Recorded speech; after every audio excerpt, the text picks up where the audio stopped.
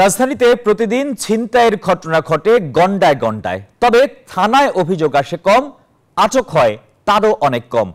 আইনি ঝামেলায় যেতে চান না অনেকে, অপরাধী চিনলেও মুখ খোলেন না ভয়ে।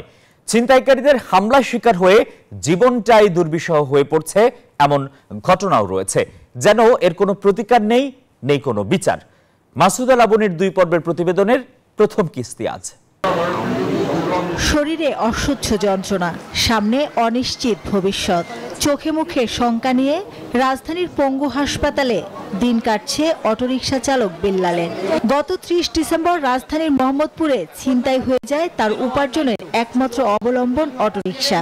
তাতেও ক্ষান্ত হয়নি ছিনতাইকারীরা, ধারালো অস্ত্রে জখম করে বিল্লালকে, পায়ে গুলিও করে।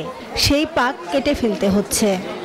গাছের লাগে বাইন্দা বুকের ভিতরে দাম দিম লাত্তি, চোখে লাত্তি, মুখে লাত্তি, পরে খুল্লা দিয়ে কয় দৌড় দিয়েছে আর গুলি করছে। মৃত্যুর সঙ্গে পাঞ্জা লড়ছেন মোহাম্মদপুরের আরেক বাসিন্দা মামুন। ছিনতাইকারী ও মাদক কারবারিদের বিরুদ্ধে সোচ্চার ছিলেন, তাই চিহ্নিত সন্ত্রাসীরা হামলা চালায়। মোহাম্মদপুর যেন এক আতঙ্কের এলাকা। ছিনতাইয়ের কারবার এখানে ওপেন সিক্রেট। কামরাঙ্গীরচর থেকে একবারে ঢাকা এই গাবতলী পর্যন্তই এটা পুরো রাস্তাটাই ছিনতাইকারী হয়।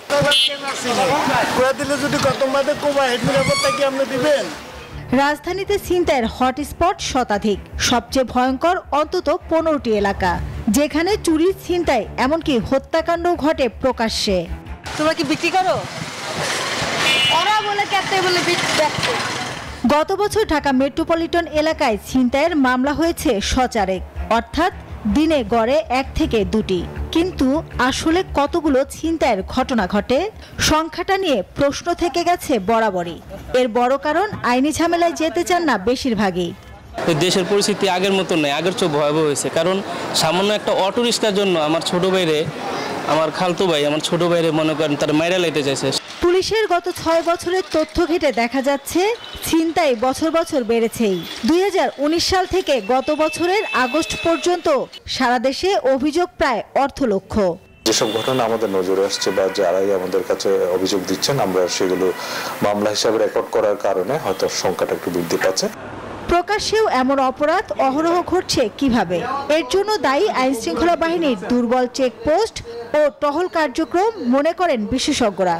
চুরি, ছিনতাই কোনো অপরাধী এটাকে একটা তার আয় উপার্জনের মাধ্যম বা পেশা হিসাবে নিয়েছে। কোথাও কোথাও আসলে বিশেষ অভিযান পরিচালনা করা দরকার এবং এই ছিনতাইয়ের পিছনে যে পৃষ্ঠপোষক যারা রয়েছে, যারা এর মদতদাতা কিংবা সুবিধাভোগী যারা, এদেরকেও আইনের আওতায় নিয়ে আসা প্রয়োজন।